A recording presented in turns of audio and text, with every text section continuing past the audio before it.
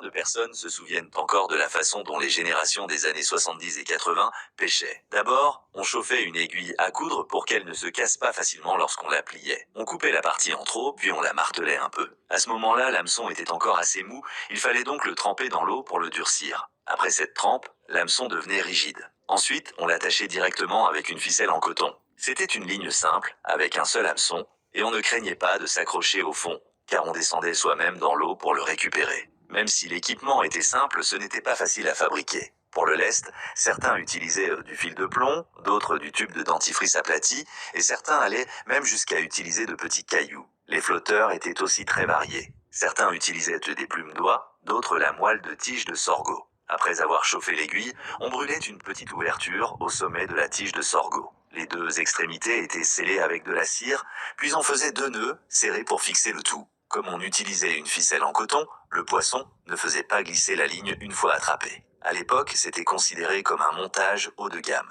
Quant à l'appât, en plus des vers de terre, le meilleur restait le pain, comme le pain vapeur. Même si l'équipement était rudimentaire, les ressources étaient abondantes. Il suffisait de trouver un fossé pour attraper du poisson. Le plus difficile, c'était de ferrer un gros poisson car l'équipement atteignait vite ses limites et on n'arrivait pas à le remonter. Parfois, on finissait même par rentrer à la maison en pleurant. Aujourd'hui, l'équipement est de plus en plus sophistiqué,